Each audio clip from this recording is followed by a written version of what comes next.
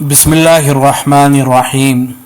Asia کی شہر آفاق دینی تعلیم گاہ دارالعلوم دیوبند کا مشہور احاطہ مولسری اپنی نظیر آپ ہے۔ یہ احاطہ دارالعلوم کے احاطوں میں علمی اور تربیتی خدمات کے اعتبار سے سب سے فائق ہے۔ باہر سے آنے والے زائرین جب دارالعلوم کی زیارت کی غرض سے یہاں تشریف لاتے ہیں اور اس کے گوشے گوشے کو عقیدت و محبت کی نگاہ سے دیکھتے ہیں تو ان کے دلوں میں خوشی و مسرت کی لہر دوڑ جاتی ہے اور ذہنی و قلبی ایسا سکون ملتا ہے کہ تھوڑی دیر کے لیے دنیا کو بھول جاتے ہیں۔ جب اس احاطے میں قدم رکھتے ہیں تو سب سے زیادہ متاثر اسی احاطے سے ہوتے ہیں اور روحانی سرور اور قلبی تسکین مکمل طور پر یہیں ملتی ہے۔ اسی طرح دارالعلوم سے فارغ ہو کر جانے والے طلباء کو ان کی یادوں، خیالوں اور خوابوں میں ستانے، تڑپانے اور بے قرار کرنے میں اس کا بہت بڑا دخل ہوتا ہے۔ سند فراغت پا کر یہاں سے رخصت ہونے والے طلباء کو اس احاطے کی عظمت و اہمیت، ان کے اخیر سالوں کی تعلیمی سرگرمیاں، تقریر و تحریر میں حصہ لینے کے مواقع، رفیقوں کے ساتھ دل لگی، نودرے میں ہونے والے تکرار و مطالعے اور زمانے امتحان میں شب بیداری کے واقعات ان کو دوبارہ مادر علمی کی زیارت پر مجبور کرتے ہیں۔ اس کی ابتدا باب قاسم سے اور انتہا دارالحدیث پر جا کر ہوتی ہے۔ باب قاسم قدیم طرز کا شاہکار، بلند و بالا پرشک و باب الداخلہ اپنے اندر تاریخ دارالعلوم اور اس کے خلوص و للہیت کی مثال لگتا ہے۔ یہ چند کمروں پر مشتمل ہے، کچھ حجرے طلبہ کی رہائش کے لیے تو کچھ انتظامی امور میں استعمال ہوتے ہیں۔ یہ تاریخی حیثیت سے کب وجود پذیر ہوا اس کے بارے میں جستجو کے باوجود صحیح معلوم نہ ہو سکا، البتہ اس پر لگے ہوئے کتبے پر دارالعلوم کی تاسیس کی تاریخ رقم ہے۔ ایسا لگتا ہے کہ جب دارالعلوم کی اولین عمارتیں بننا شروع ہوئیں انہی میں اس کی تعمیر عمل میں آئی۔ اس کی بالائی منزل میں دفتر محاسبی ہے جس کے کارندے دارالعلوم کے حساب و کتاب کا کام بحسن خوبی انجام دیتے ہیں۔ یہ شعبہ اپنی نوعیت کے اعتبار سے بہت ہی اہمیت کا حامل ہے۔ اس کی سب سے بڑی خصوصیت یہ ہے کہ اس کا ادنا سے ادنا حساب بھی بذریعہ رسید تکمیل پذیر ہوتا ہے، جس کی وجہ سے اس کی شفافیت بالکل عیاں ہے۔ طلبہ دارالعلوم کے وظائف اور امدادی سامان یہیں سے وصول کیے جاتے ہیں۔ اسی دفتر میں ترکی حکومت کی جانب سے عطا کردہ قیمتی ہدیہ حضور اقدس صلی اللہ علیہ وسلم کے جبہ مبارک سے مسح شدہ رومال مبارک رکھا ہوا ہے، جو اس کے حسن و جمال کو دوبالا کر دیتا ہے۔ آنے والے زائرین عقیدت مندانہ جذبات سے اس کو دیکھتے ہیں۔ اس کی تاریخی حیثیت کے بارے میں روداد دارالعلوم سن 1332 ہجری میں لکھا ہوا ہے کہ دارالعلوم نے جنگ بلقان کے زمانے میں ترک مہاجرین کے انجمن ہلال احمر کے ذریعے ہندوستان میں قابل قدر امدادی خدمات انجام دی تھیں۔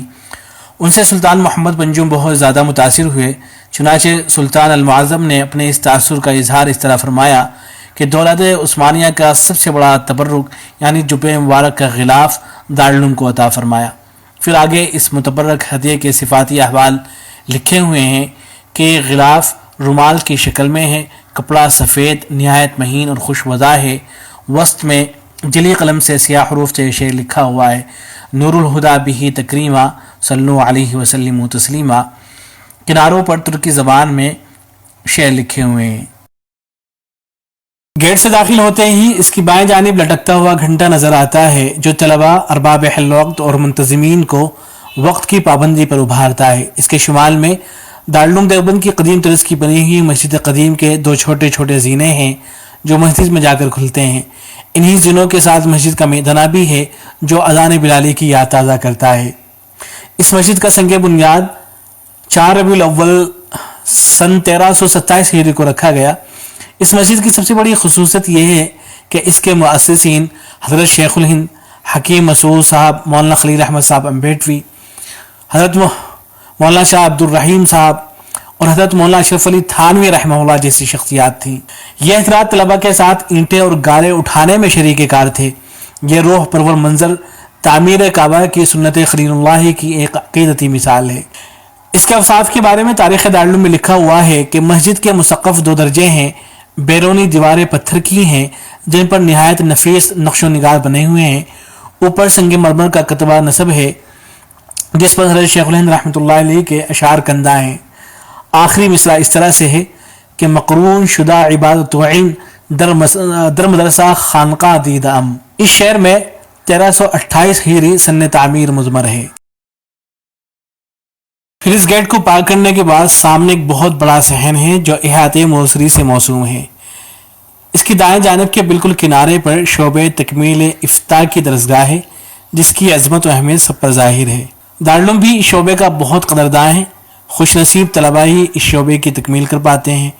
हर साल तलबा की एक बड़ी जमात ऐसी होती है जो इफ्ता की तालीम और फतवा नवेसी की तरबियत हासिल किए बगैर हजरत व यास के आलम में यहाँ से चली जाती है और ताहयात इसका शदीद क़ल्क़ रहता है। इसी इहाते के मशरक़ी जानिब में मोसरी का कुआं है और यहाँ एक नल भी लगा हुआ है। ये कुआं भी एक ख्वाबी बशारत से मुशर्रफ है। इसकी बाबत तारीख़ दारुल के मुक़दमे में लिखा है कि एक मरतबा हज़रत मौलाना शाह रफ़ीउद्दीन रहमहुल्लाह ने ख्वाब में देखा कि दारुल का एक कुआं दूध से भरा हुआ है। ऊपर मन तक दूध आया हुआ है कि हाथ से दूध ले सकते हैं। इसकी मन पर हुजूर अक़दस सल्लल्लाहु अलैहि वसल्लम तशरीफ़ फरमा है। सैकड़ों की तादाद में लोग दूध लेकर जा रहे हैं। कोई मश्क भरकर लिए जा रहा है तो कोई बाल्टी भरकर, कोई लोटा भरकर, कोई प्याला भरकर।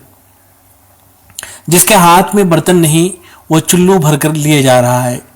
ख्वाब देखकर इसकी ताबीर ये दी गई कि ये कुआं तो मदरसे की सूरत मिसाली है, दो इल्म की सूरत है। ज़ात अक़दस नबी सल्लल्लाहु अलैहि वसल्लम इल्म की तक़सीम कुनिंदा है, दूध लेने वाले मदरसे के तलबा हैं। इसी कुएं के बारे में और इसके पानी के बारे में हज़रत मौलाना मुनाज़िर हसन गिलानी रहमहुल्लाह ने फरमाया था कि इतना लजीज, इतना खुशगवार, इतना शीरीं, इतना साफ़ और सुथरा और ठंडा पानी मैंने इससे पहले नहीं पिया। अब इसके सामने देखिए तो दोनों जानिब मोसरी के दरख्त नज़र आएंगे। इन सायाफगन दरख्तों ने दारुल की तारीख़ और क़ब्ल अज़ तारीख़ के हालात को देखा है। न जाने ये कितनी मरतबा उम्मत की ज़ुबान हाली पर रोए होंगे और दारुल की तामीर के वक्त उम्मत की बाज़ाफ्तगी पर मुस्कुराए होंगे। इन दरख्तों के साए तले कितने सह रोज़ा, हफ्तावारी, 15 रोज़ा और माहनामे अरबी, उर्दू, बंगला, आसामी और तमिल ज़बान में निकलने वाले पर्चे अपना वजूद बरकरार रखे हुए हैं। इन पर्चों के ज़रिए तलबा सहाफ़त और तसनीफ़ की मशक़ व तमरीन करते हैं। इनसे तलबा को ज़बान और अदब का काफ़ी शऊर बेदार हो जाता है। कुछ शेर व शायरी में इम्तियाज़ी शान के हामिल हैं तो बाद पर्चों की खुसूसियत जामिया की अखबारी नशरिए की है। इससे सहाफ़ती ज़ौक़ परवान चढ़ता है। दीवारी पर्चों का ये सिलसिला बाब कासिम से शुरू होता है और इन दरख्तों के इर्द गिर्द और क़ुर्ब जवार की दीवारों में आवेज़ा पर्चों की बहुतात है। इन पर्चों के ज़रिए तलबा अपनी तहरीरी सलाहियतों को उजागर करते हैं। गोया ये मैदान सहाफ़त के संग मैल को अबूर करने का पहला कदम है। दीवारें पर्चों की हिफाजत और दारुल देवबंद के तर्ज पर दीगर मदारिस अरबिया की नकल व मुहाकात के बारे में हज़रत मौलाना नूर आलम खलील अमीनी दामत बरकातुहुल आलिया अपना तासुर लिखते हैं कि दीवारी अखबारात और रसाइल की अब दारुल में बहार आई हुई है। दारुल में फ़िक्र व अमल का जो साज छिड़ता है, खुदाए हकीम की तौफीक से हर मदरसे में नागुज़ीर तौर पर उसकी नकल शुरू हो जाती है। बक़दर तौफीक बहुत से मरकज़ी मदरसों में दीवारी रिसालों का निज़ाम राइज हुआ और हो रहा है। दीवारी रिसालों के ज़रिए बतौर ख़ास सैकड़ों बल्कि हज़ारों तलबा की तहरीर में हुस्न व जमाल की कलम लगी। कितने खुश नसीब अरबी के बाकमाल ख़त्तात बन गए। न सिर्फ अरबी ख़त बल्कि मुतलक़न खुश ख़ती का ज़ौक़ परवान चढ़ा और नस्ल नौ में अरबी ज़बान को हमगीर पैमाने पर सीखने का वलवला पैदा हुआ। अब बिल्कुल सामने देखिए 2 मंजिलों पर मुश्तमिल तारीख़ी इमारत नज़र आएगी। ये इमारत 9 दरों पर मुहीत है। 9 दरें यानी 9 दरवाजे। तो ये इमारत 9 दरों पर मुहीत है जिसको नोदरा के नाम से सारी दुनिया जानती है। ये दारुल की सबसे पहली इमारत है जिसकी तामीर सन 1392 हिजरी में हुई है। इस तारीख़ी मंजिल के तज़किरे के बग़ैर तारीख़ दारुल देवबंद अधूरी है। यही वो जगह है जो किसी ज़माने में देवबंद नामी बस्ती की कोड़ी हुआ करती थी, लेकिन अपने अंदर दुनिया की इल्मी, अमली, तहज़ीब इस्लामी और अहयाए कुरान व सुन्नत की नशात सानिया का राज छुपाए हुए थी। यही वो जगह है जो मौलाना कासिम नानोती रहमतुल्लाहि अलैह के ख्वाब में दिखाई गई थी। और हज़रत का ख्वाब इस तरह से था कि हज़रत ने फरमाया था कि मैं बैतुल्लाह की छत पर खड़ा हुआ हूँ और मेरे हाथ पाँव की उंगलियों से नहरें जा रही हैं جو اطراف عالم میں پھیل رہی ہیں، جس کی اس دور کے بزرگوں نے یہ تعبیر دی تھی کہ آپ سے علوم نبوت کا فیضان تمام دنیا میں جاری ہوگا۔ یہی وہ جگہ ہے کہ جس کے محل وقوع کی تعین حضور اقدس صلی اللہ علیہ وسلم کی ذات اقدس نے خواب میں فرمائی تھی، جس کو حضرت مولانا ریاست علی ظفر بجنوری رحمہ اللہ نے ترانہ دارالعلوم دیوبند میں اس طرح سے تعبیر فرمایا ہے کہ خود ساقی کوثر نے رکھی میں خانے کی بنیاد یہاں، تاریخ مرتب کرتی ہے دیوانوں کی رودات یہاں۔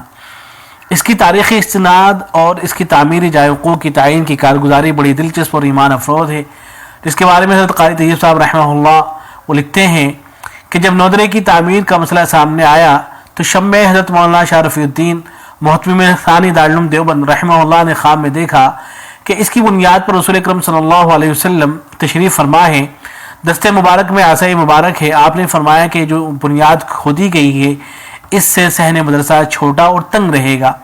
یہ فرما کر آپ نے جانب شمال 10-20 گز آگے بڑھ کر عصا مبارک سے نشان لگایا اور ایک لمبی لکیر کھینچ دی کہ اس جگہ بنیاد کھود دی جائے۔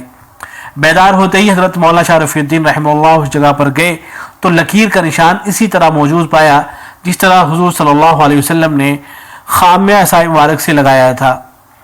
حضرت مولانا نے پھر نہ ممبران سے پوچھا نہ کسی سے مشورہ کیا، بلکہ نئی بنیاد اسی جگہ کھدوائی۔ احاطہ موصلے کی دونوں جانب قرات اور تجوید کی درسگاہیں ہیں، جن سے اٹھنے والی روح پرور قرآن پاک کی شیریں تلاوت قال اللہ وقال رسول کا حسین امتزاج پیدا کرتی ہے۔ اس شعبے کی ابتدا سن 1321 ہجری میں ہوئی ہے۔ اس شعبے کے آغاز کے وقت خدا کا کرشمہ دیکھیے کہ جس طرح دارالعلوم دیوبند کا آغاز ایک استاد اور ایک شاگرد سے ہوا تھا، اسی طرح یہ شعبہ بھی ایک استاد اور ایک شاگرد سے شروع ہوا ہے۔ استاد تھے جناب قاری عبدالوحید خان الہ آبادی رحمہ اللہ، اور شاگرد تھے حکیم الاسلام حضرت مولانا قاری محمد طیب صاحب رحمہ اللہ۔ دارالعلوم دیوبند نے جس طرح لاکھوں ماہرین پختہ کار علماء پیدا کیے ہیں جو اپنے میدان علم و عمل کے فرد وحید ہیں، اسی طرح دارالعلوم دیوبند نے ماہرین قراء بہترین مجودین کو پیدا کیا ہے جو اپنی مثال قائم کیے ہوئے ہیں۔ خدا کرے کہ یہ ادارہ ہمیشہ افق عالم پر اسی طرح چمکتا اور دمکتا رہے۔